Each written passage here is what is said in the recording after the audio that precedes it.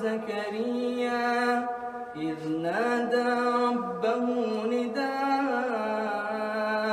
خفيا قال رب إني وهن العظم مني واشتعل الرأس شيبا ولم أكن بدعائك رب شقيا. Assalamu alaikum.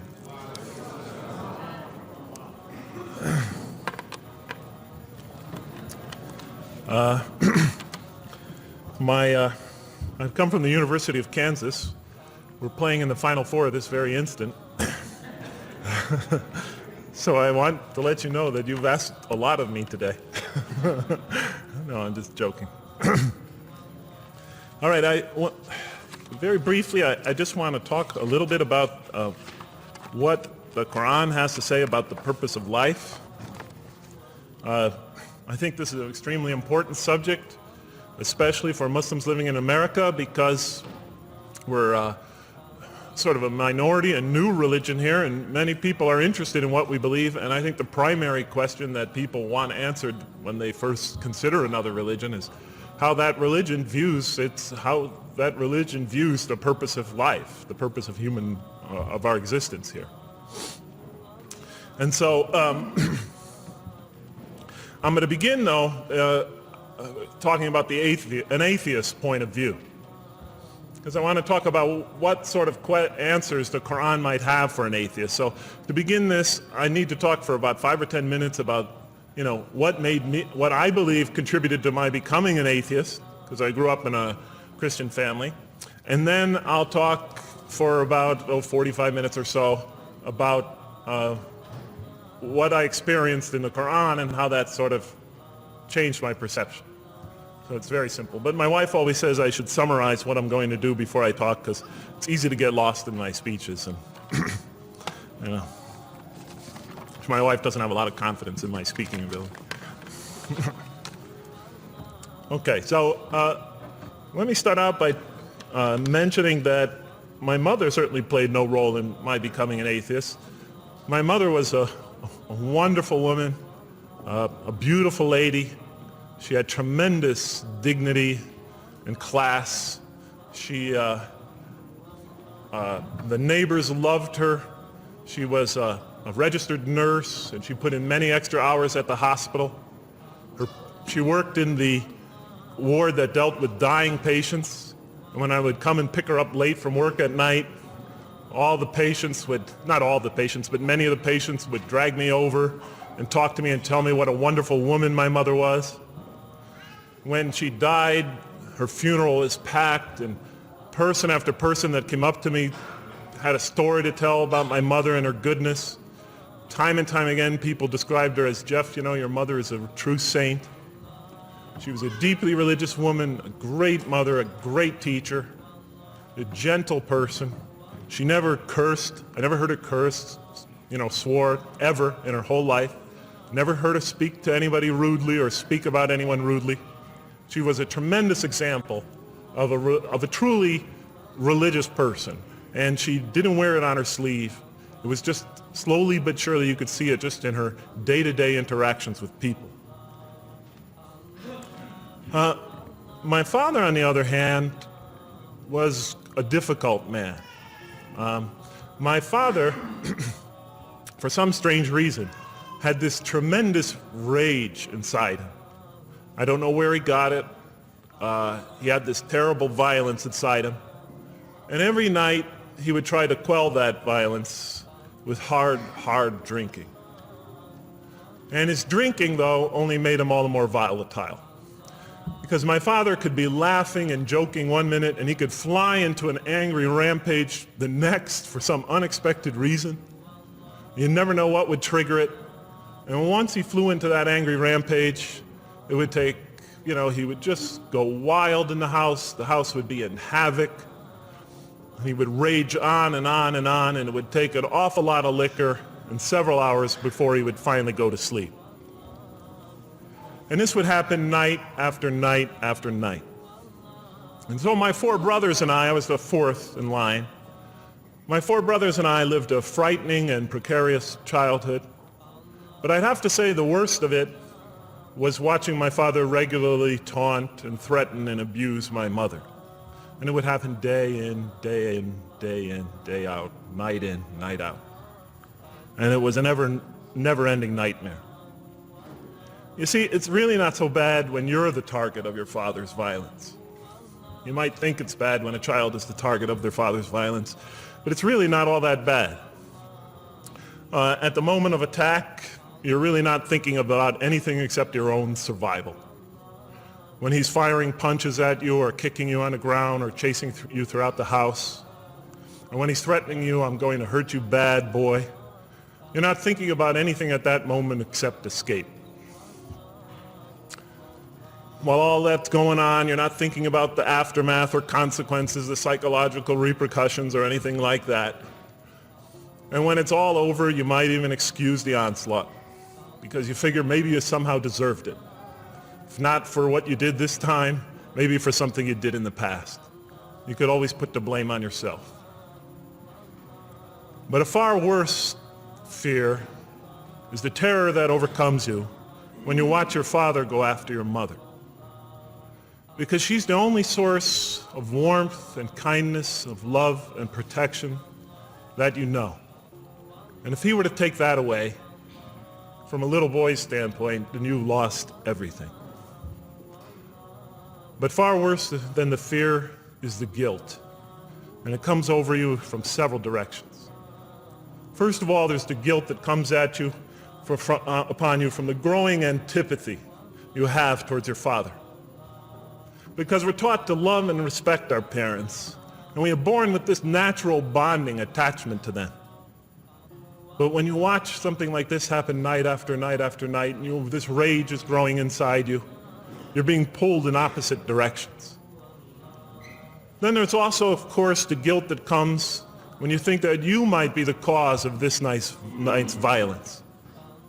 Maybe something you said or did that you didn't even realize triggered it.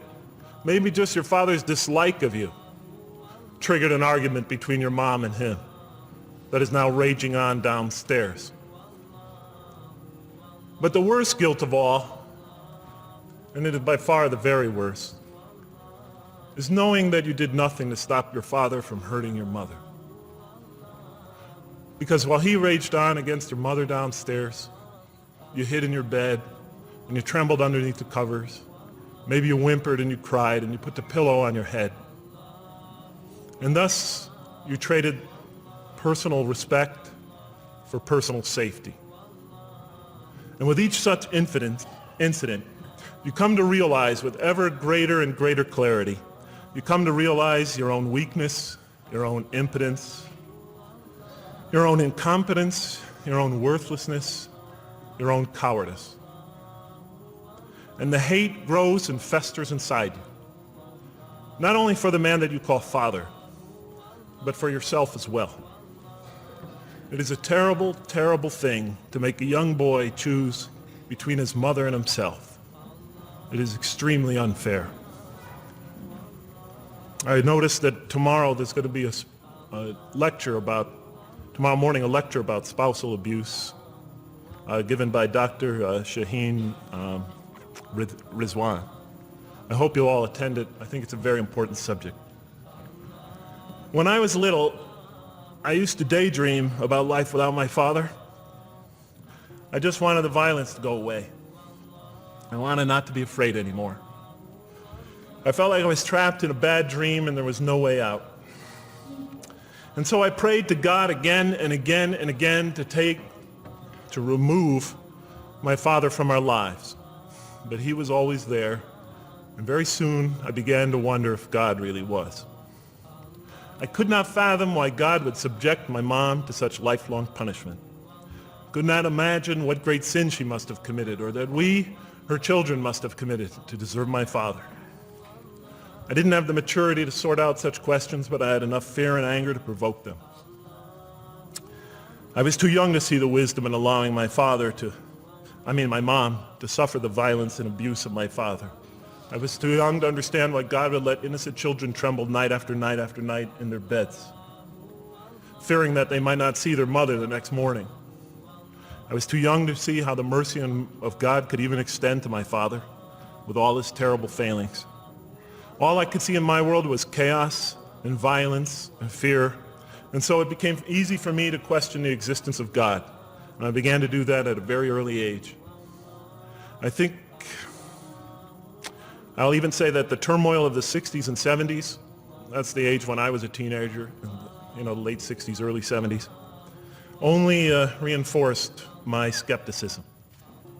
When John and Robert F. Kennedy were assassinated, or Martin Luther King was gunned down, when Vice President Agnew was kicked out of office and Richard Nixon soon after him, when the race riots erupted in city streets like mine, and gang fights erupted in our cities, many of those which I was involved in, when I saw the bizarre and senseless carnage of Vietnam, they all confirmed the lesson that was already ingrained in me and that my father had taught me so well, that the world is dominated by random, consuming, undiscriminating violence. And very soon I began to ask why. Why would God make it that way? Why wouldn't he just pop us into heaven from the first and spare us all this suffering? Why does he let little children in Vietnam get napalmed and run down the street naked on fire when they had done nothing to deserve it? Why does he let the race riots go on? Why does he let the leaders be assassinated? Why does he just let the violence go on and on and on for people who had nothing to do with it? It wasn't of their own making. Why didn't he just make us angels and pop us into heaven if he could make us angels, which I was always taught he could? Why did he make us so susceptible to sin? Why didn't he make us impervious to it, like he made the angels? Is this the best world he could create, I thought? Is this the most perfect world he could create for our existence, for our beginning? I just couldn't figure it. And all the explanations I received from priests and doctors and lawyers, from whoever, spoke to me or taught me, they just didn't make sense to me. In any case, so I became an atheist when I was 16, even though I was going to Catholic school at the time. Declared myself an atheist in one class. It was a confrontation between me and a priest. We were talking about God and the purpose of life. And I expressed my views, and he said, well, then you don't believe in God. I said, well, I guess I don't. And then through my junior and senior year of high school, I got an F in religion, even though I continued to do very well on the tests. In any case, when I was 28, to make a long story short, some friends of mine gave me a copy of the Qur'an.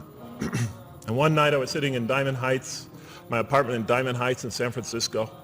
I was working that time at the University of San Francisco. I was 27, 28 at that time, I can't remember. And I ran out of stuff to read, and I took this gift that my friends gave me and I began to read it. And I came to the first verse. Well, I opened the Qur'an, read the first page, then the second, and then very quickly, in the second surah, about 37 verses into the Qur'an, I came upon the story of mankind. And I have to admit, I read through it very quickly. It was about 9-10 verses long, story of the first man and woman. And I recognized some of the details. It was similar to what I had learned when I was a child, but I noticed that there was something wrong. It was apparent to me that whoever authored this Quran, of course I wasn't a Muslim at the time, so I didn't have any idea who that was, whoever authored this Quran clearly did not understand the real meaning of the story. Because they had obviously gotten the details confused. They didn't even understand the whole purpose of the story. And so I just read through it once, and then I read through it again, just to try to see what kind of point the author was making, and then I read through it a third time and a fourth, and then I realized this is something strange going on here.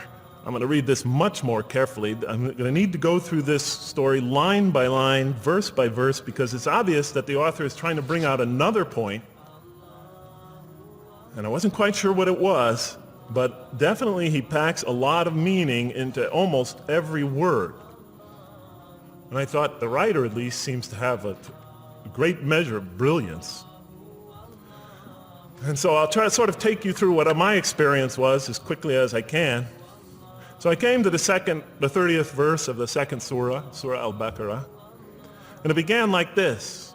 It said, "Behold, your Lord said to the angels, I am going to place a vicegerent on earth." The Arabic word is khalifa. It means a representative or an emissary of mine.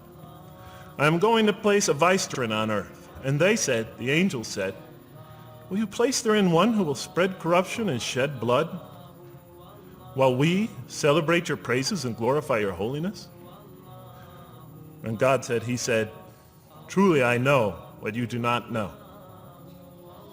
See, that's the verse that hooked me. That's the verse that caught my attention. That's the one that kept on making me read the story again and again and again. Because listen to the way it begins. Behold, your Lord said to the angels, I'm going to place a representative of mine on earth, a vicegerent of mine, an emissary, one who acts on my behalf. I thought, that's not the way it goes. You're not supposed to be placing man on the earth in some positive role, some elective office. You place man on earth as a punishment for his sin. Clearly, I knew the author didn't quite get the point. But still, it was an amazing line. But then I come to the next line, and it says, and the angels say, will you place therein one who will spread corruption and shed blood, while we celebrate your praises and glorify you? I looked at it again. I couldn't believe the question. They said, will you place therein one who will spread corruption and shed blood, while we, the angels, celebrate your praises and glorify you? I looked at that and I said, exactly. That would be my question. Why would you create this being, supposedly for some positive role, when he's capable of doing tremendous wrongdoing? When he could spread corruption and shed much blood? Why would you create this violent and pernicious creature when you could create angels? As the angels clearly say, while we, the angels, celebrate your praises and glorify you. They were asking one of the most fundamental questions in the entire history of religion. Why create you, man, this utterly fallible creature, this creature who could rebel against God's will, who could do such tremendous wrongdoing, who could wreak havoc like no other creature on earth, when you can make them angels? And look where the question is being asked. It's being asked in heaven. It's almost like saying, look, why don't you just make him angels and be up here in heaven with us, you know? Why don't you just make him angels, pop him into heaven, he's fine. Why would you put him on earth where he could feel distant from you, where he can work out his worst criminal tendencies, act them out, feeling somehow independent and apart from you and free to do whatever he wants, when you could just make them angels and put them into heaven and make them perfectly submissive to your will? I looked at that question and said, that's my question. I'm not even a single verse into the story of mankind, and there before me I see my question. That whole question, everything that I ever thought, everything that I ever experienced, everything that I ever knew was in that question. It was as if the author took my life and wanted to pick out exactly the right question to humiliate me, to provoke me, to anger me. Why create man, this most destructive and violent creature, when you could make them angels? And then look at the answer. And he said, God said, truly I know what you do not know. You know, in modern parlance, we would say, I know exactly what I'm doing. I read that and said, what? You know what you do not know? You know exactly what you're doing? Well, please inform me. Tell me what you're doing. Because, you know, I'm 28 years old and I haven't figured out it yet. And I have a lot of issues that I'm still dealing with that's connected to this question. You can't just get off that easy. You can't just tell me you know exactly what you're doing. Not after what I've been through. Not after you made me this way. And then I realized, of course, I was arguing with a God I didn't even believe in. And that would happen several times as I read through the Qur'an. And sometimes I would just get into so agitated by what I read, I'd start arguing with this voice that I'm reading before me, that's calling to me. So we turn to the next verse. It turns out that the Qur'an just doesn't dismiss the question. It starts to answer it a little bit. And in the next verse it says, and he taught Adam, God taught Adam, the names of all things. And then he placed them before the angels and said, tell me their names if you are right. So this verse is clearly referring to the previous one. But notice what it says. Now, from my own background, I remember Adam naming things. But it wasn't connected to any answer to any philosophical question. But here, notice what it says. And he taught Adam the names of all things. And I realized already, just from the first verse, you got to read these verses very carefully because it's packed with a lot of symbolism and meaning. And he taught Adam the names of all things. So here we see Adam is not only just a creature who knows how to name things, who's acquiring the gift of language, but he's also a learning creature. God is teaching him. Now right here, right in this verse, and it'll come even clearer in the subsequent verses, that the very first thing that the Qur'an is going to emphasize here is man's intellect. He is a learning creature. He is taught. And what is he taught? What is one of the great intellectual gifts he's given?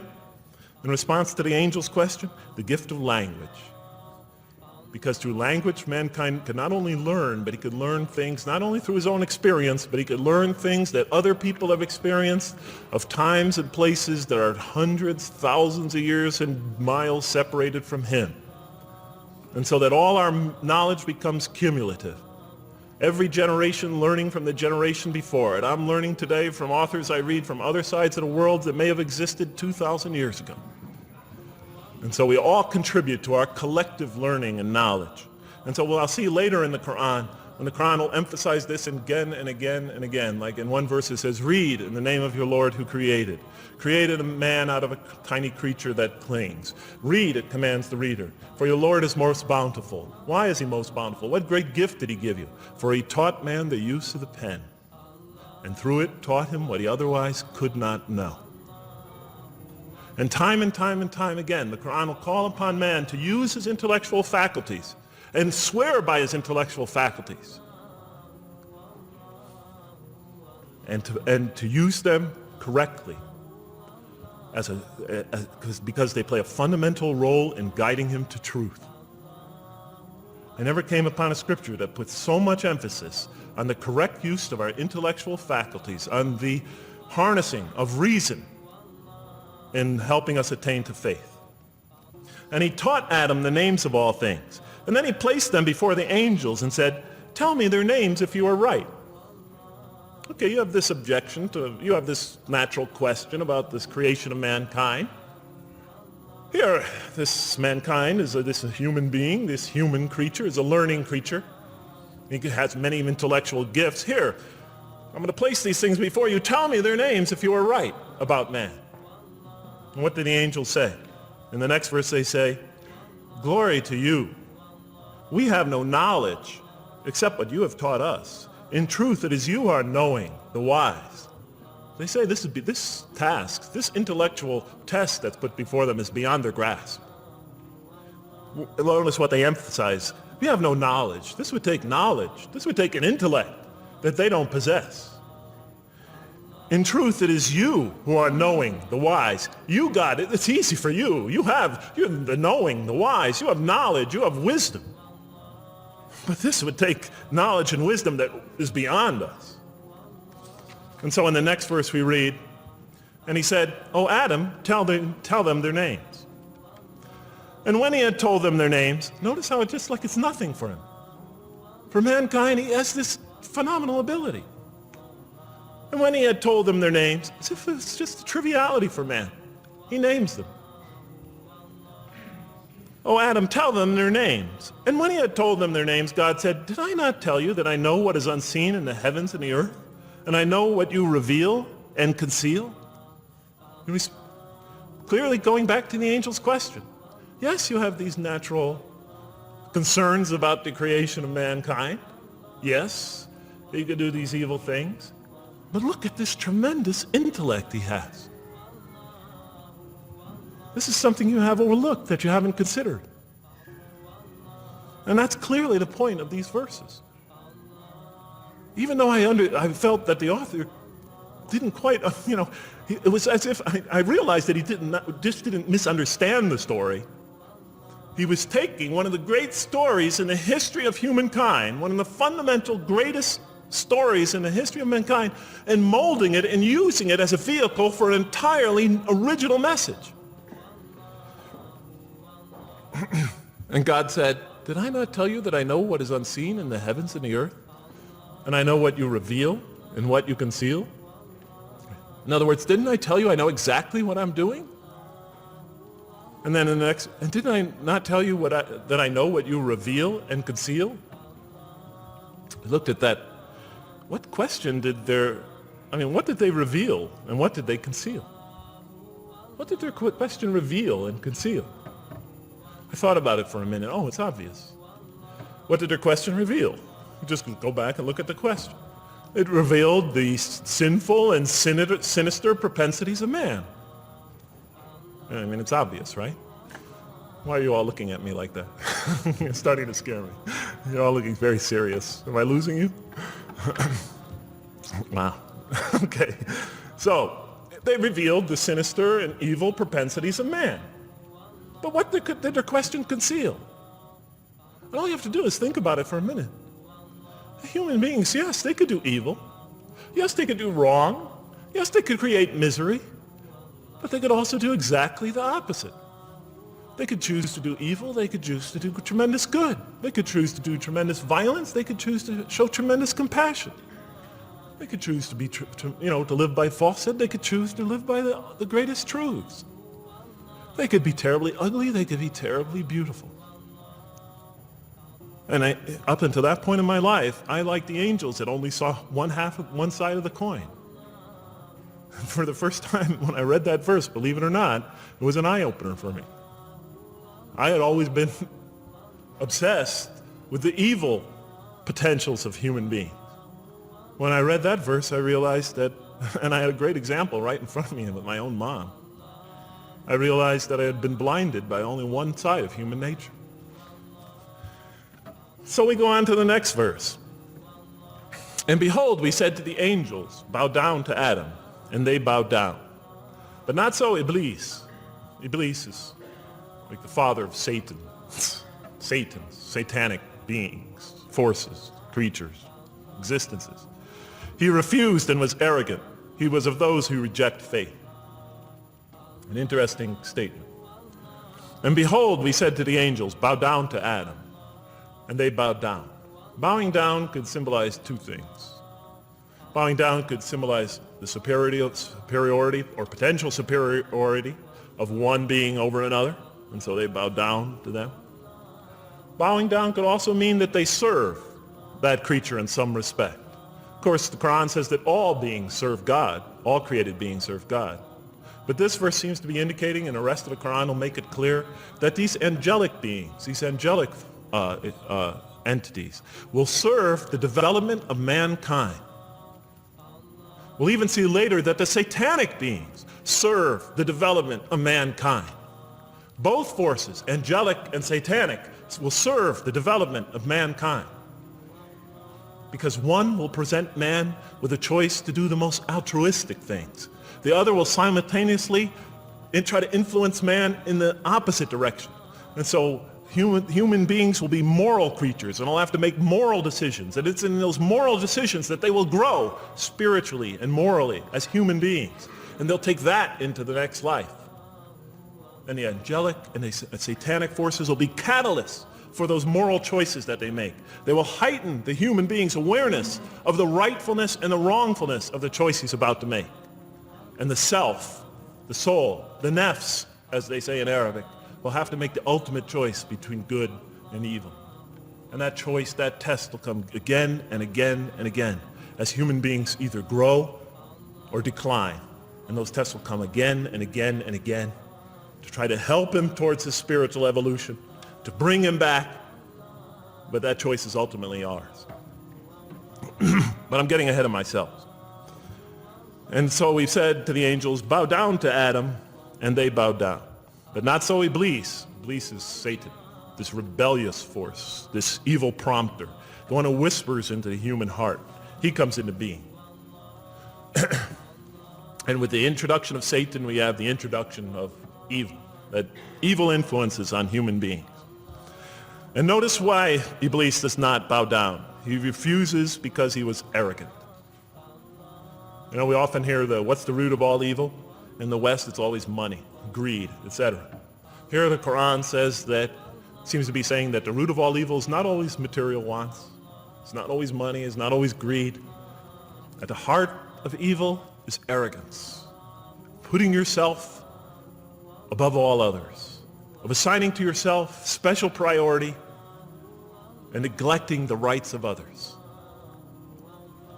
of pride and arrogance and envy, the source of evil. He was of those who reject faith.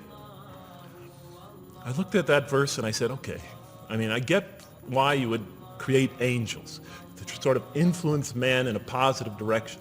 But why in this story now are you introducing Satan? What sort of role was Satan play? And then, of course, you just think about it for a minute and you say, yes, the story is telling us that on one hand, we have these magnanimous urgings come from one direction. On the other hand, we have these satanic urgings coming from another direction. In other words, the Qur'an is telling us that man is not only a learning creature, but he's a moral creature. He has understanding of right and wrong. And God infuses those, allows those influences to come to him. Man is not only an intelligent being, but a moral being. And so, the Qur'an is not all that difficult to understand. You just sort of read it, I found, and you just sort of follow your nose through it and see what it's saying. I'm sure as most of you in this audience know. Okay, so we see that man is not only a learning creature, but he is a moral being as well. There's another verse in the Qur'an that says, by the soul and that which whispers into it, or which breathes into it. It's morality, it's immorality, and it's God consciousness. Both of these we are under the influence of. And God allows us to be under the influences of. He creates us to be exposed to both influences. And then the verse says, truly he is successful who causes it to grow. Causes his soul, his self, his real self to grow. And truly he is lost who stunts it, who disallows, who destroys his personal growth. So mankind is not only an intellectual being, but a moral being. And we said in the next verse, O Adam, dwell you and your spouse in the garden, and eat freely thereof what you wish, and eat freely thereof what you wish. But come not near this tree, for then you will be among the wrongdoers. I looked at this verse and I was, starting to wonder if the author was drifting back to the old story again. I was confused. And we said, O Adam, dwell you and your spouse in the garden, and eat freely thereof what you wish, but come not near this tree, for you will be among the wrongdoers. I thought it was drifting back to the old story. Man sins, man's punished for his sins with earthly life. Maybe the author is drifting, he had a good idea, and now he's drifting back to the sort of traditional story. Maybe he couldn't make his mind up what story he wanted. Except for a couple things about this verse, and this happened with almost every verse as I read through it, is that the whole tenor of the passage is sort of not what you would expect. I noticed that the Qur'an in this story has a tremendous penchant for understating things. Because it says, and said to Adam, dwell you and your spouse in the garden, and eat freely thereof what you wish, to Adam and his spouse. But come not near this tree, for you will be among the wrongdoers. There's no sense of God being threatened by the possibility of man eating from the tree. In this story, we don't see in this verse, we don't see that God is nervous at the prospect, that he's threatened by the prospect, that he's anxious about it. The tree that he picks, it seems like he's just picking out any tree. Nothing special about the tree. Go not near this tree, for you will be among the wrongdoers. Satan will later come to him and tell him it's the tree of eternal life, of a kingdom that never decays. Turns out to be a complete falsehood in his part. Nothing special about the tree. It's just a tree. God's not nervous at the prospect at all. In the tradition that I came from, God is threatened by the prospect. He has to put an angel with a fiery sword by to protect the tree so that mankind never goes next to it again. I'm not putting it down, I'm just pointing out the difference of the story. They're both beautifully told. But he has to guard the tree. Why? Because if they eat from it, they'll become gods like us. This man, he already has a rebellious nature. Can you imagine if he eats from this tree? Can't let him get near that tree. But here, just, calmly says, but if you do, you will be among the wrongdoers. God is not worried about himself. It's just warning man, making it clear that if you do this, you've committed a wrongful deed. Again, the whole tenor of all these verses that you read through it is God knows exactly what he's doing. Okay, next verse. But Satan caused them to slip and expelled them from the state in which they were. And we said, go you all down, some of you being the enemies of others, and on earth will be your dwelling place and provision for a time. What? I said? I mean, you know, I was expecting now the rage, the anger, the violence, the jealousy. That's what I was expecting. Okay, they eat from the tree. Where's the rage, the violence? I'm going to punish you now. You're going to sweat on earth. And you're going to suffer, and you're going to stub your toe, and you're going to work, and you're going to labor. And you're going to die there for what you did. And where is the woman? Right? And the woman. Right? She's the one who's going to suffer the most. Right? She'll have to suffer labor pains and monthly cycles. Right? And bleeding and crying out when her children come into the world. She'll scream out.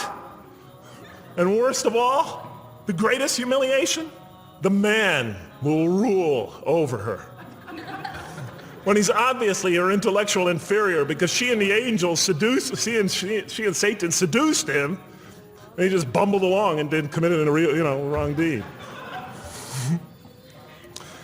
Well, I don't mean to make light of it, but the story is obviously different, though. No threat here.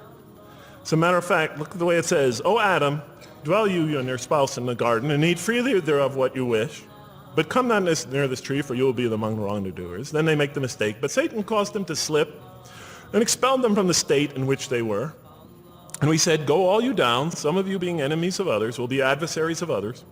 Some of you will be adversaries of each other, and on earth will be your dwelling place and provision for a time.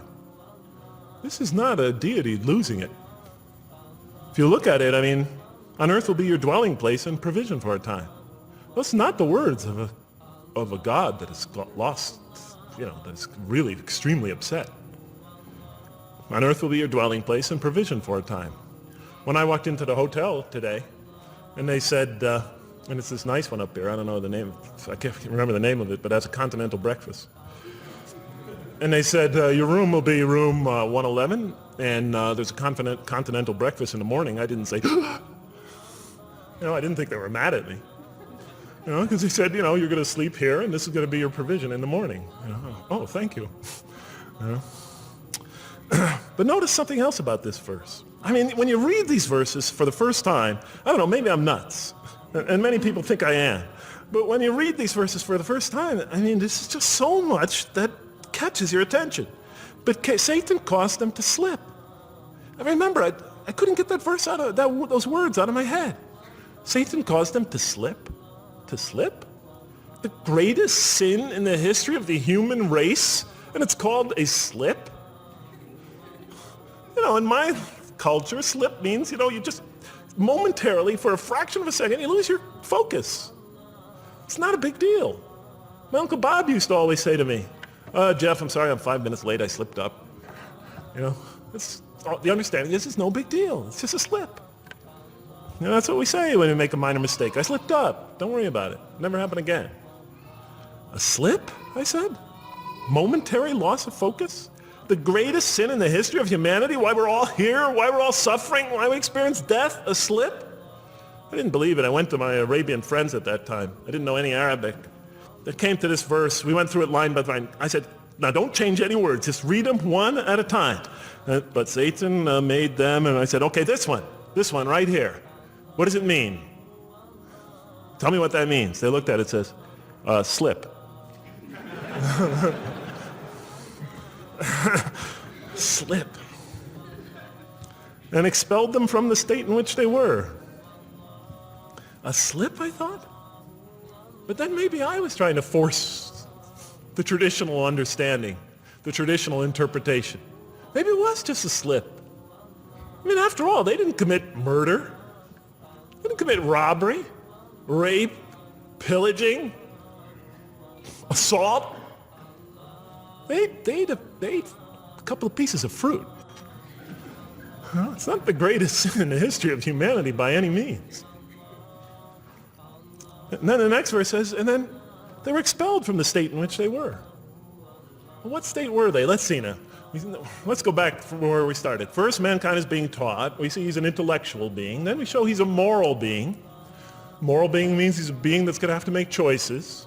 And then God gives him this choice. It's not a huge deal. It's not the gravest sin in the history of humanity by any means. It's minor by any standards. They make it, though. We see that God originally intended to put man on earth as his vicegerent. We see a period of preparation where he's being prepared intellectually, where he's growing intellectually, where he's growing as a moral creature. When does God finally put him on earth? What signals that he's ready to begin? He makes his first independent choice. It's not the worst deed in the history of humanity. It's minor on anybody's scale, but it shows that mankind is ready to act on his own, to be his own, to make his own choices, that God has empowered him to make choices, and he's ready to make them and carry them out, and see them most often to their expected ends, if God wills. And that seems to be the only real significance of it. But I thought, maybe I'm getting this wrong. Maybe God just blows off into an angry rampage the next verse. So I look at the next one and it says, and then Adam received words from his Lord. And God turned to him mercifully, for he's oft returning, ever merciful. Well, if I had any doubts up till now that God is not enraged by what this has happened, that God hasn't prepared mankind for this choice, for what was eventually going to happen, that all this was preparation for mankind to begin his earthly sojourn in this famous allegory. If I had any doubts before now, I had them, certainly didn't have them after reading this verse. Because the verse is entirely consoling, reaching and merciful, reaching out to mankind in mercy. Mankind goes to earth. He's obviously afraid. He obviously feels remorse. He's in an unfamiliar environment. And what does God do? He turns to him. He turns to him. In Arabic, the word has the meaning of like a father turning towards an infant or a child or somebody, or a parent, a mother turning towards her child. And he turns to him mercifully, and for God is oft returning, ever merciful. And Adam receives words from his Lord. What kind of words? Probably words of consolation, words of hope, words to tell him not to be scared. And in the next verse we see those are exactly the type of words that Adam receives. He says, go down, Adam and his spouse. Go down from this state, all of you together. Repeating that again, just so that we know that this is not a punishment here. Go down from this state, all of you together, and truly there will come to you guidance from me. And whoever follows my guidance has nothing to fear, nor shall they grieve. It is an emotional picture. This young couple is here, in fear and in shame, feeling remorse, and God reaches out to them and turns towards them and tells them, you have nothing to fear, nor shall you grieve. I know this is tough for you, but you've been prepared for it up till now, through your entire existence. It had to happen. This is a necessary stage in your development, in your growth, but just hang in there, follow my guidance, be true to me and I'll be true to you. I'll guide you, I'll help you, I'll do whatever you need. Just follow my guidance and you have nothing to fear, nor shall you grieve. Okay. So I was impressed. I thought this author, whom I didn't know, I thought was extremely brilliant. Because the story is entirely coherent, but it's bringing out entirely new meaning. And it's stressing some things in the human equation that I would never have normally thought of. Actually, I thought these sort of things argued against the existence of God. Here, the author was using them to say, look at these play a fundamental role in the purpose of life. What? Intellect. Human beings have intellect. Right. In response to the angel question, they are moral creatures, and they are subjected to evil and angelic promptings. And they have to choose between them again and again and again throughout their existence. And their growth, which the Qur'an talks about frequently, is going to depend on that. We're here to grow, as we will see. But it emphasizes choice. Human beings are creatures of choice. It also emphasizes suffering. Suffering. Hey, that's pretty nice writing. It also emphasizes suffering. Human beings are going to suffer here on earth. That's the first thing that the story mentions. Spread corruption and shed blood? Havoc, suffering, pain?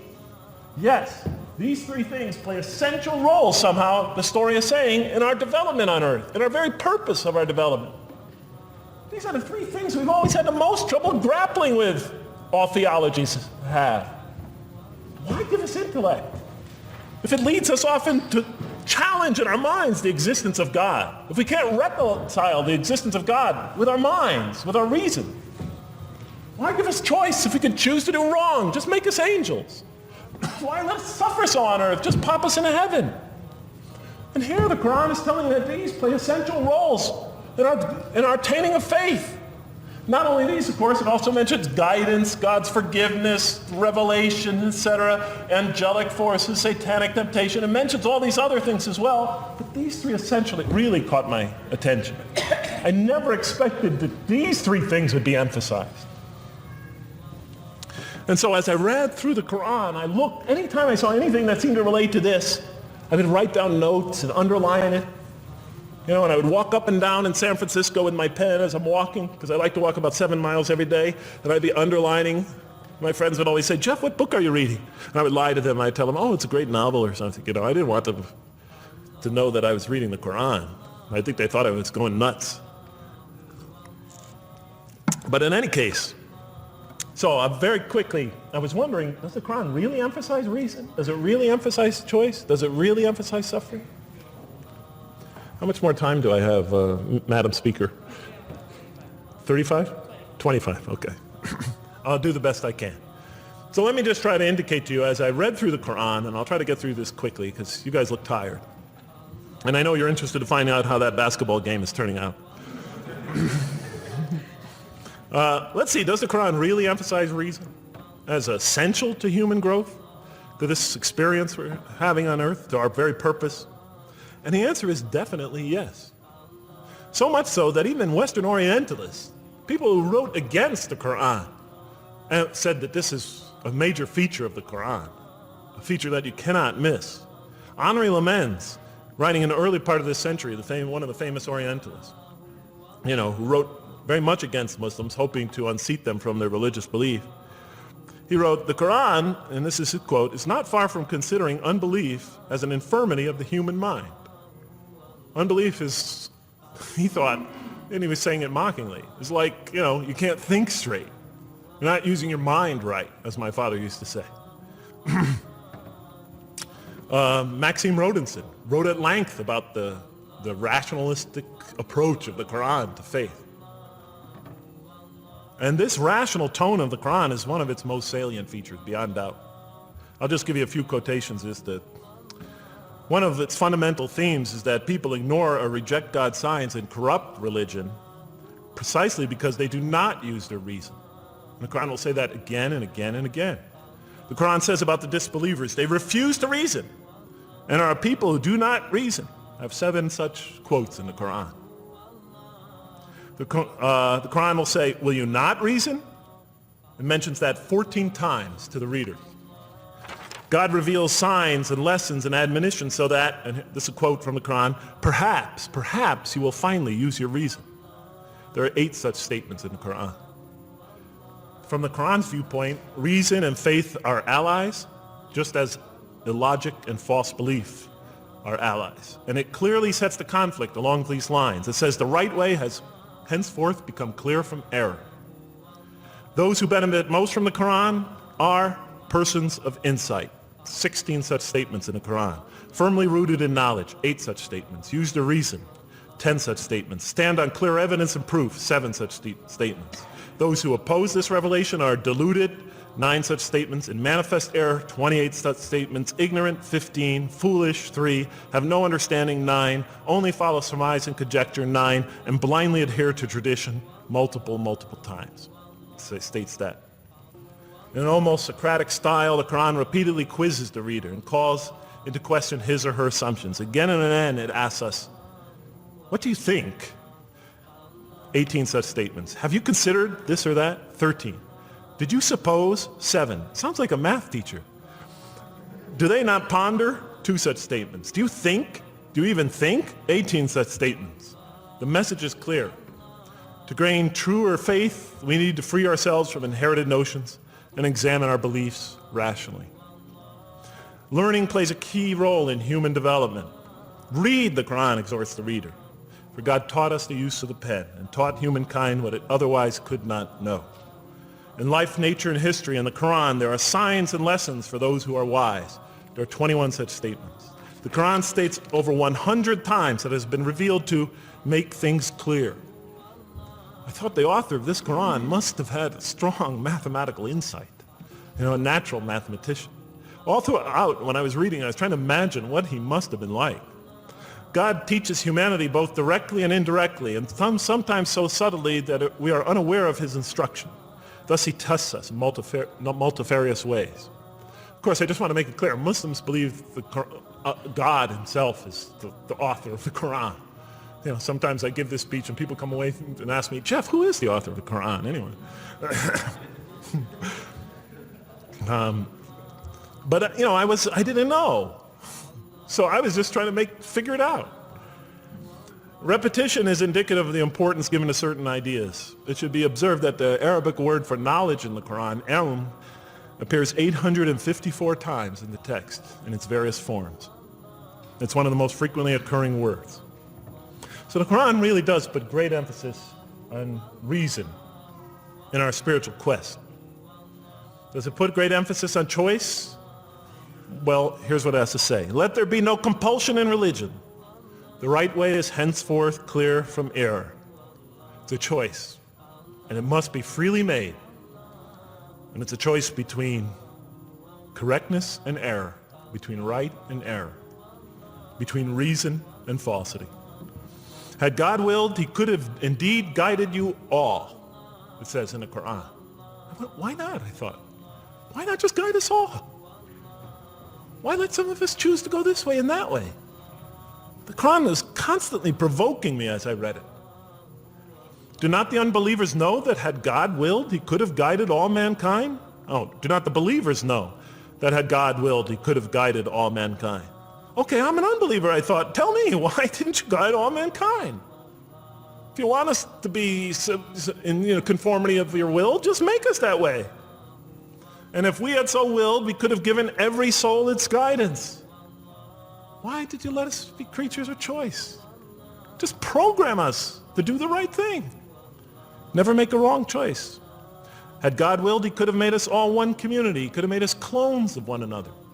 But he didn't. It wasn't part of his plan. Enlightenment has come from your Lord. He who sees does so to his own good. He who is blind is so to his own hurt. It's your choice. It says it again and again in the Quran. Remember when I was reading this, I was a disbeliever. And this scripture is constantly reminding me, it's your choice, Jeff. It's no compulsion in this. It's your choice. It's up to you. You're probably not reasoning correctly here.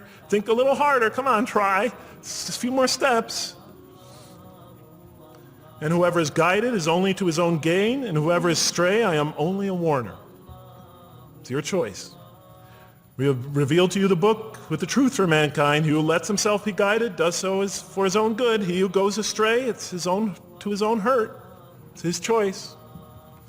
There are many, many such references. I'll stop there. But you get the point. The Quran clearly emphasizes that choice plays a key role in our development. But what about suffering? I mean, suffering's the biggie, right? I mean, that's the real major question. What does the Quran have to say about suffering? Because every religion deals with suffering in a different way. It's either something you have to be saved from, and so some religions stress salvation, or it's something that you have to sort of transcend through meditation and training so you can sort of not feel it so much, get above it and beyond it. Some religions see it as primarily punishment. Some of the more ancient religions see it as the result of the precarious and whimsical, control of many gods working against each other, playing with human beings. Different religions have dealt with it in different ways. But almost all of them, I would indeed say all of them, have sort of seen it as something not so good. Well, let's see what the Qur'an has to say about it. Something to be avoided, to transcended, to be saved from. The Qur'an says just the opposite. You are going to experience it. You will suffer in this life. And it plays a fundamental role in your development, in your growth, and in what you are to become. This scripture didn't just say you're going to experience it. It said you should embrace it. You should struggle through it. Your life should be a struggle, it says. It should be a jihad. Yeah, right? But that's what it says. Jihad means struggle. When the Quran most says jihad, it's very seldom, it's most often not in the context of fighting. Qital is the Arabic word for fighting. But it says even in the Mecca verses, long before Muslims had to defend themselves against their oppressors, it mentions that you have to struggle in the path of God. With the Quran, it even says. Struggle in the path of God with this Quran. Life is a struggle. It says in one verse, most assuredly we will try you with something of danger and hunger and the loss of worldly goods, with the loss of your lives and the fruits of your labor. Most assuredly we will try you. It's not just talking about evil people, good people. But give the good news, the glad tidings. Be happy for those who are patient in adversity and suffering. Good news, I thought? Doesn't the author understand the terrible effects of suffering? Give the good news to those who are patient through adversity, who when calamity befalls them say, truly unto God we belong and truly unto him we shall return. In other words, that this could benefit them. It was a remarkable statement. Here's another one. Do you think that you can enter paradise without having the like of those who passed away before you? And the next verses start to explain these people were good people who suffered terribly. Do you think that you can enter paradise without going through the same? Why, I thought? Why do we have to suffer in life? Misfortune and hardship befell them, and so shaken were they that the apostle and the believers with him would exclaim, when will God's help come? These are good people. When will God's help come? Oh, truly, God's help is always near. You will certainly be tried in your possessions and yourselves, the Quran tells the reader. You're going to face hardship. It's guaranteed. Every soul must taste of death, and we try you with calamity and prosperity, both as a means of trial. And to us you are returned. You are going to have hardship here. There is going to be no heaven on earth. This environment is made to be an environment of adversity. It is made to be an environment where you have to work, where you have to struggle, where you have to strive. And it plays a key role. Oh man, truly you've been toiling to your Lord in painful toil, but you shall meet him. You're toiling, yes, but you shall meet him. We certainly created man to face distress. What, I thought? We certainly have created man to face distress. You made us to face distress? Does he think that no one has power over him? Sometimes people get, so down, they just think, this can't be a God. Look how I'm suffering. He will say, I have wasted much wealth. Some people just become totally devoted to worldly aim. Does he think that no one sees him? Have we not given him 2 eyes to see with, a tongue, and 2 lips to communicate with, to learn from by communicating? Can't he see around him? Can't he tell from communication with other people? Haven't we pointed out to him the 2 conspicuous ways? What are the 2 conspicuous ways? But he attempts not the uphill climb. One of them is the uphill climb. And it says this is the way you should be pursuing. And what will make you comprehend the uphill climb? It is to free a slave, or to feed in a day of hunger, an orphan nearly related, or the poor one lying in the dust. Then he or she is of those who believe, and exhorts one another to patience, and exhorts one another to mercy. You have not attained to faith until you struggle the uphill climb. It's telling us. You should pursue the uphill climb. What is the uphill climb?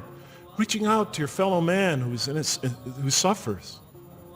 To feed the poor one. To help the poor soul that's lying in the dust. And all over the world there are people in that state.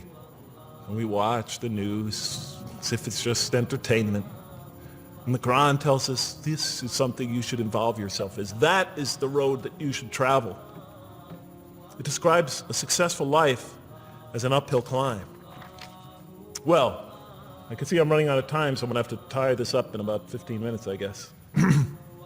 But definitely the Qur'an emphasizes these three elements in the human drama. But as I read through it, I couldn't see how it all fit together.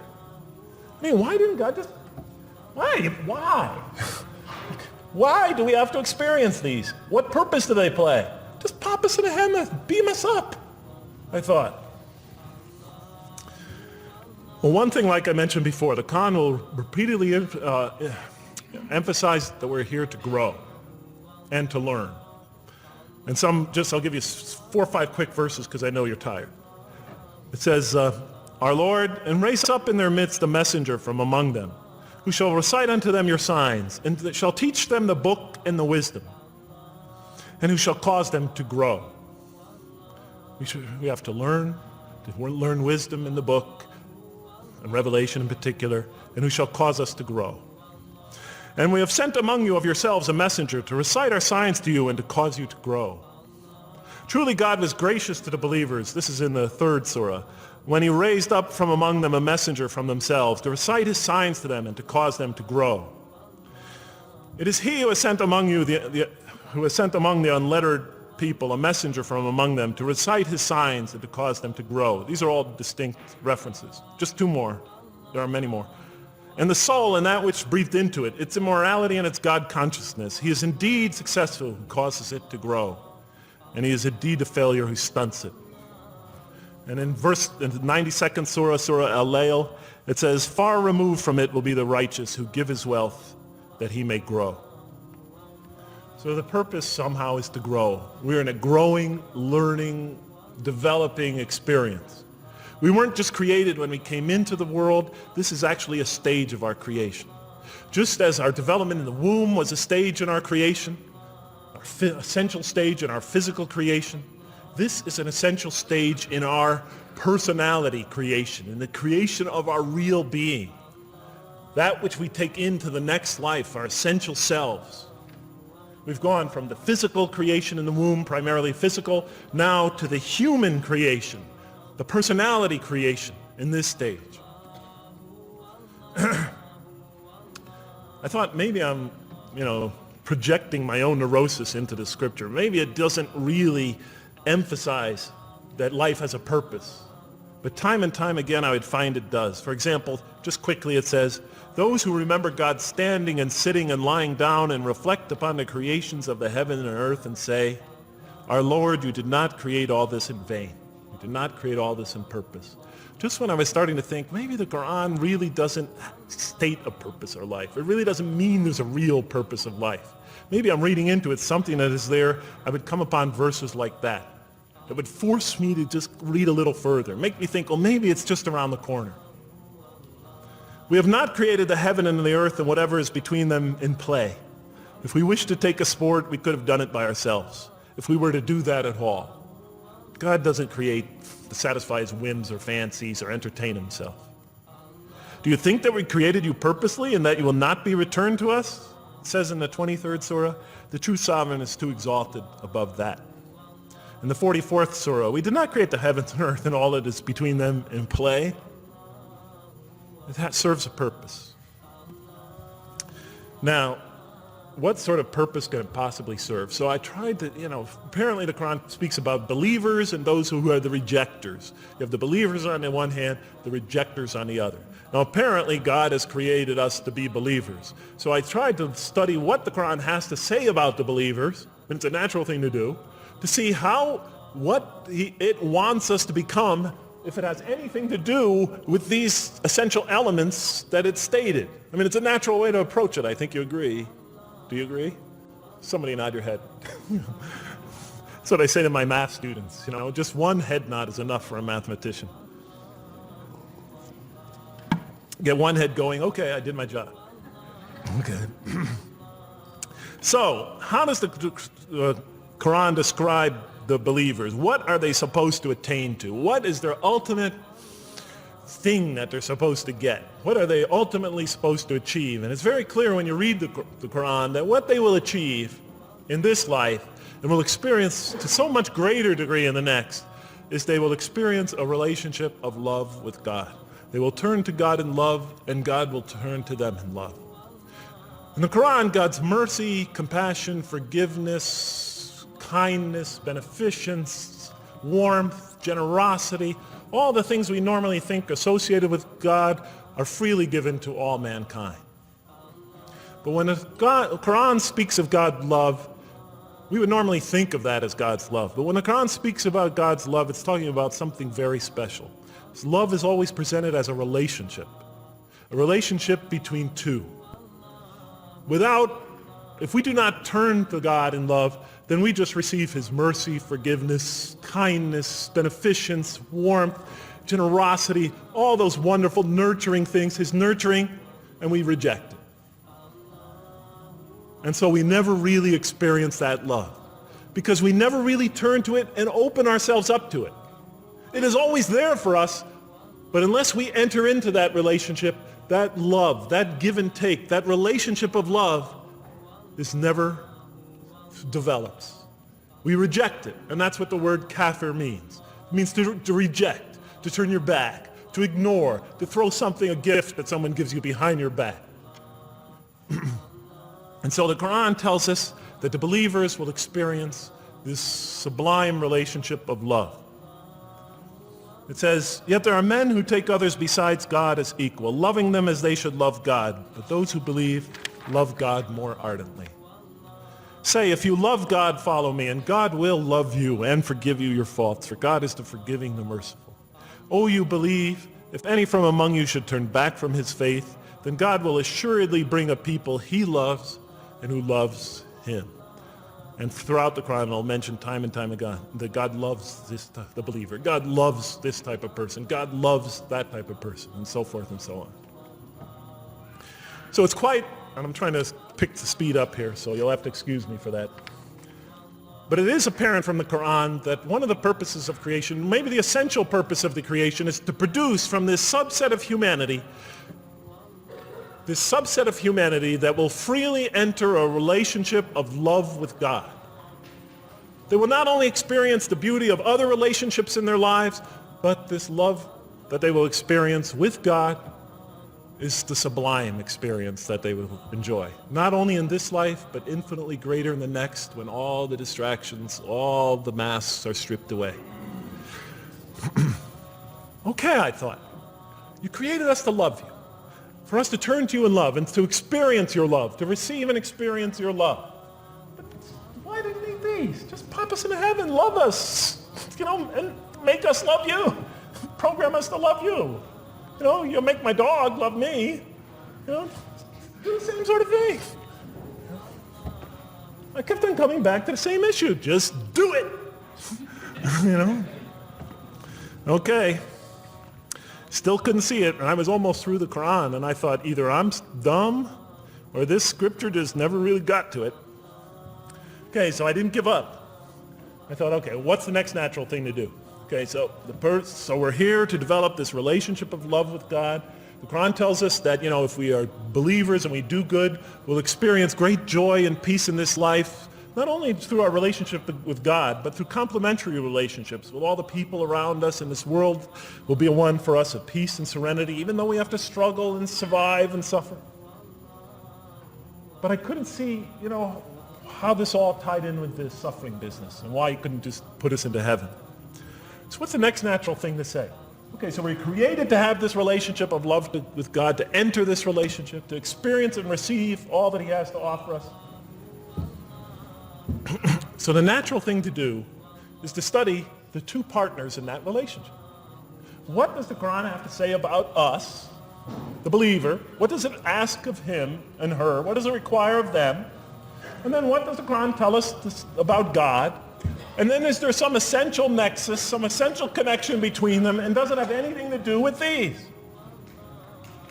Because if the Quran doesn't show that, then the essential link that links all this together, that pieces it all together, is missing. And as I thought to myself, whoever this author is, and by now I knew he had fantastic genius, even though he came from the primitive confines of the most backward, most uncivilized sector of humanity, of people that had no literary history really to speak of, no great works of literature, no scriptures that preceded him, even though he came from the desert of culture, even though this came out of that environment, and the mind behind it had to be tremendously and phenomenally genius to come out of that surrounding and produce something like this. If that essential link was missing, I knew that, he was great, but, and extremely great. But, what do you expect? How could anybody answer those questions? Nobody in the history of humanity has been able to answer them. Okay, so I thought, first I'll see what the Qur'an has to say about the believers. What does it require of them? Then what it has to say about God, and see if there's some essential link. Are you following me? You're giving me the note. Get off the stage. Okay, I'll do my best. It's a deep subject. We're almost done. Bear with me a few more minutes. I'm sorry, really. I know Siraj Wahaj, when he gives these sort of speeches, he always says, okay, I'm finishing up now, and then 10 minutes later he says, you thought I was telling you to do it? I won't say that, but just give me a few more minutes. Bear with me. Okay, quickly. What does the Qur'an ask of the believers? From the Qur'an's many exhortations and its descriptions of acts and types of individuals loved by God, it's not difficult to compose a partial list of things that the Qur'an wants us to do, which it calls good deeds, time and time again. To believe in God, to have faith in God, to have a relationship with God, and to do good. So what does it describe as these good deeds? Well, as I read through the Qur'an, it says that, can I take this away? Remember, intellect, choice, suffering. It says we should show compassion. Show compassion. We should be merciful. I have the references here, but just excuse me, I'm not going to list them all. We're running out of time. We should be forgiving. Forgive others. We should be just. We should protect the weak and defend the oppressed. Defend the oppressed. We should seek knowledge and wisdom. Knowledge, wisdom. Bear with me, ladies and gentlemen. We should be generous, truthful, and we should be peaceful. And we should love our fellow man. Love others. I'll just give you one verse because I know we're running out of time, Madam Speaker. Truly those who believe and do good will the most merciful endow with love. And to this end we have made this scripture easy to understand in your own tongue, so that you might convey a glad tiding to the God-conscious and warn those given to contention. So, to this end we have made this easy to understand, so that we'll learn to love others. Okay, that's all I'll say about that. I would like to say a lot more, but I don't have time. Now, what does the Qur'an tell us about God? You have to realize I'm just about through with the Qur'an here, on my first time reading it. And now I was really caught. I searched my head. What does the Qur'an tell us about God? It tells us nothing could be compared to him.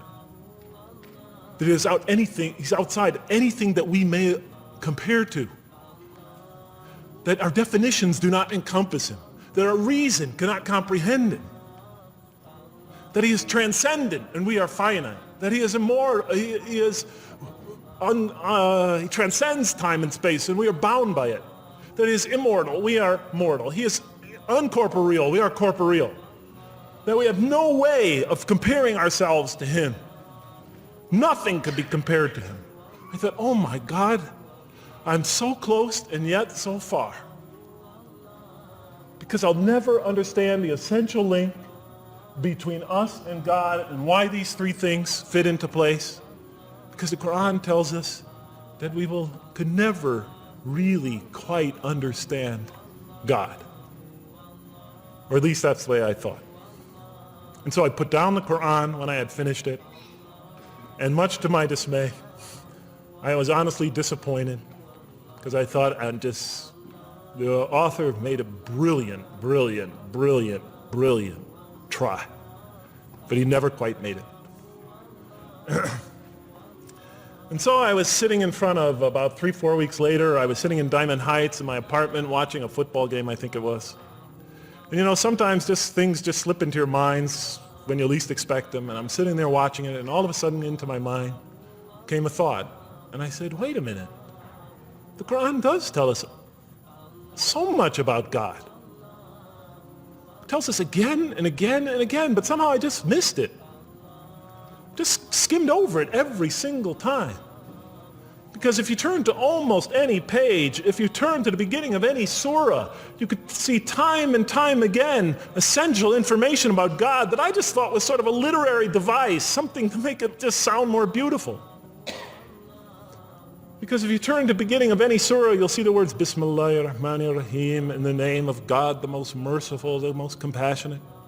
If you read almost any passage, long passage, when you come to the end of it, it's punctuated by dual attributive statements like God is the merciful, the compassionate, God is the forgiving, the gentle, God is the kind, the protector, God is the generous, the truthful, God is, and so forth and so on. There are tens of thousands of such references in the statements in the Qur'an. What the Qur'an defines as God's most beautiful names, his attributes of perfection, repeated again and again and again on almost every page. And as I sat there, sitting by the television, I started to jot them down in my, on my little piece of notebook there.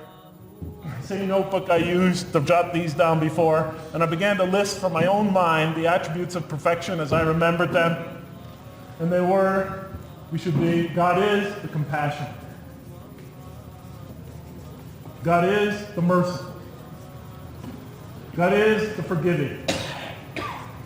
God is the just, the protector, the defender of the oppressed and the weak, the knowing, the wise, the generous, the kind, the truthful, the loving, the peaceful, the source of all peace, the truth, and so forth and so on. Every item I had listed in my list for the qualities that we human beings are supposed to develop, the Quran was telling me had its infinite source and perfection in Allah, in God. And then all of a sudden all the pieces fell together. Then I suddenly saw it, as I see most of you probably see as well. That now, suddenly it all began to make sense to me. In what way do I say that? Well, it was now obvious why we had to develop these qualities. It was now obvious how these things on the floor here fell into place. And I'll just say it clearly. We're here to develop a relationship with God, to become closer to God. But how can you become closer to God when he's transcendent and you're finite, when he's immortal and you're immortal, vice versa? When he's immortal and you're mortal, when he's unbound, fettered by time and space, and you are, and so forth and so on. How can you become close to that one? If I want to become close to you, I need to have something to share with you, something that we have in common. So for example, if I want to come close to this young man here physically, I'll approach him because we both have bodies and I can position my body closer to him. Physical presence, bodily presence is something we both share. If I want to become closer to that gentleman back there, if I want to become closer to him intellectually, I'll reason with him so we will have a convergence of minds because we both possess reason. If I want to become closer to one of my sisters on this side emotionally, I'll try to appeal to their sentiments because we both share feelings and similar types of experiences that generate those feelings. But how does one become closer to God? What do we share with him? We share with him exactly what he gave us. Because the Qur'an tells us that when we came into this life, he breathes into our spirit something of his spirit. And that we come into this world with the seed of these very qualities within us. And we could either kill them, stunt them, as the Qur'an says, or cause them to grow. And when we grow in these, we grow in our ability not just to experience tremendous beauty in life through all this, but we grow in our ability to receive and experience the infinite beauty, the infinite peace, the infinite truth, the infinite compassion, the infinite mercy, the infinite, etc., all the way down the list, that only comes from the infinite perfect source of all these. The more we grow in mercy, the more we grow in our ability to receive and experience in this life and in the next, to an infinitely greater degree, the mercy of God. The more we grow in compassion, the more we grow in our ability to receive and experience God's compassion in this life through prayer and through ritual and through contemplation and through other experience of others. And of course, infinitely more in the next life, the compassion of God. The more we grow in our truthfulness, the more we grow in our ability to experience God, the truth, because all truth comes from God. The more we grow in these things, the more we grow in our ability to receive and experience God's attributes of perfection. The more we grow in our ability to receive and experience His being. And that sort of nearness we are growing to Him is tied to our essential nature and to His. It's more than just physical nearness. It's more than just a convergence of ideas. It's more than just a convergence of feelings. It's a convergence of essential beings. It's the closest type of nearness two can feel, two can experience. I'll just give you a quick analogy, because this helped my children. Let's pretend I have a goldfish, a dog, and 3 children. 3 daughters, let's say. And I do have 3 daughters. No matter how much of my love, compassion, forgiveness, caring I pour upon that goldfish, it could only experience it to a tiny degree. It might not even really be aware of it. This is a very primitive creature. But my dog, on the other hand, when I show it all my kindness, all my love, all my compassion, all of what is essentially me, it can experience it to a much higher degree than my goldfish. And through its interaction with me, through its own trying to give its own self to me, we could experience a quite wonderful relationship. But my children, especially as they grow older and go through their own experience and their own development, could receive and experience all the love and the compassion and the forgiveness and the caring and the generosity and the protection, everything I have to offer. They could experience my being to a much higher degree than my dog ever can. And we could have a relationship of beauty that I could never have with my dog. As much as I love animals, having had 3 daughters, I know that the relationship that you have with 3 beautiful daughters could never even come close. No other relationship could approximate that.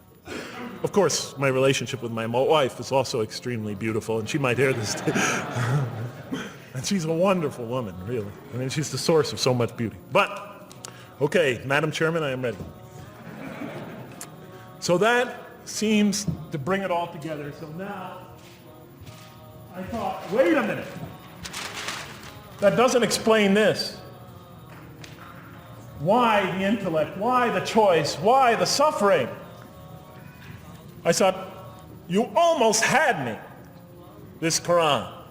You almost duped me. You almost tricked me, seduced me into accepting this philosophy. But wait a minute. What about intellect, choice, suffering? Why do we have to experience these? Why couldn't you just programmed us to be merciful, compassionate, forgiving, etc.? Why do we have to go through all this? And then, of course, the answer came to me as quickly as I thought of it. So we are creatures, and we grow, and we become. And yes, and you can make us anything you want, but you can't contain any of those attributes I listed without these 3 things. In mathematics, we try, 3 premises that go into, proving a theorem. We try to see if we could take one of them away, and if it's essential. And all 3 of these are definitely essential. For example, you could program a computer never to make an incorrect statement, but it doesn't become a truthful computer. Never heard anybody say to me, Jeff, this Macintosh is the most truthful computer I ever saw. If it's programmed, it's not truth. You could program a CAT scan to help the sick, but it doesn't become compassionate. Never heard a doctor say, Jeff, if you want to see a compassionate CAT scan, you come right over here. Right? Because all those things, compassion, forgiveness, truth, caring, love, all are born out of choice, suffering, and reason. In order to do a compassionate deed, when we consider reaching out to someone in compassion, that person, first of all, that's inconceivable without the presence of suffering, an environment where there's suffering. And when we decide to help them or not, we reason in our minds, what is this going to require of me? It's going to require some suffering on my part, some of my giving of myself. And without that mental process, it doesn't become a compassionate deed. And if it isn't by choice, it's not a compassionate deed. It's that choice that makes it compassionate. Same thing with truth. Truth is a choice between telling the truth or not telling the truth. Oftentimes we tell it when we're at risk to our own personal loss. The more suffering that might come out of that choice, the greater is the truth behind it, the greater an act of truthfulness. And all the time we have to weigh the consequences of that choice. If I tell the truth there, my teacher's going to give me an F. If I don't tell the truth, I might get an A. We weigh it in our mind. Last example, the famous wedding vow. Do you take this woman to be your wife in sickness and in health, for richer or for poorer, until death do you part? What are they asking us? Do you knowingly make this choice, understanding full well what's at stake here?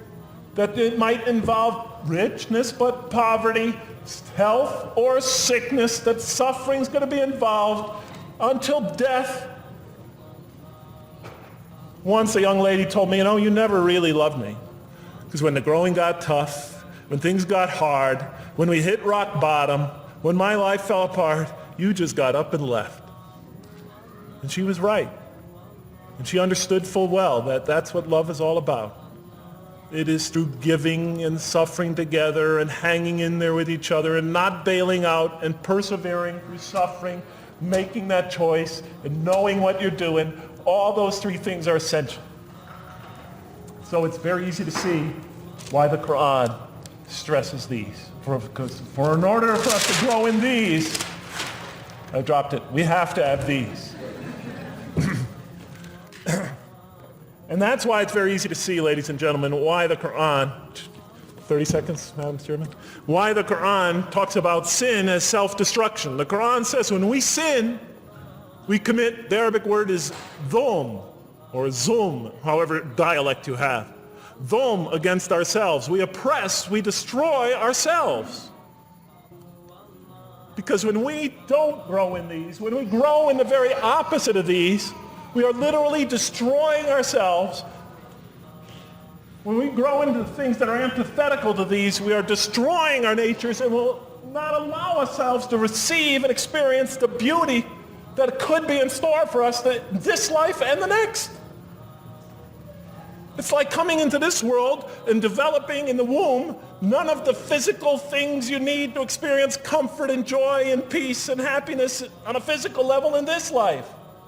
It's as if you're coming into this life and you've destroyed yourself physically somehow in the womb, and you came into it and you had nothing to protect you from the cold, from the heat, from the harshness of the elements, from germs, from disease, nothing to protect you, nothing to satisfy, give you the ability to satisfy your thirst or your hunger, nothing for you to experience any physical comfort. This is all that matters as we go into the next life. If we don't develop these through our relationship with God, our very purpose of our being, then we will experience terrible suffering in this life, worse than if we came into this life in a physical state that didn't avail us of any of the comfort of this life. And so it'll be worse than fire. It'll be worse than endless fire. It'll be worse than the worst hell we could possibly imagine.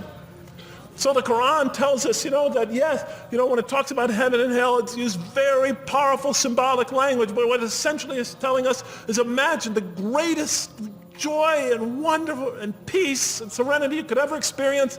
And that's what's open to you on the one end. But on the other end, imagine the most terrible suffering that you could possibly bring on yourself, and you could also do that to yourself as well. It'll be worse than anything you could have ever imagined. And it's the Qur'an tells us that God says on the Day of Judgment, I did not harm you in the least.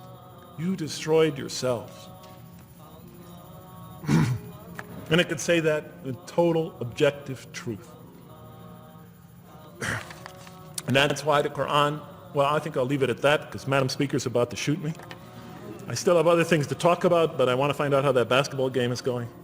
So thank you so much for listening to me for so long. And may the peace and mercy of Allah be upon you all. I didn't mean to try to scare anybody at the end. That wasn't my goal. I was just trying to make a point. And may the peace and mercy of God be upon you all. Thank you so much. Assalamu alaikum.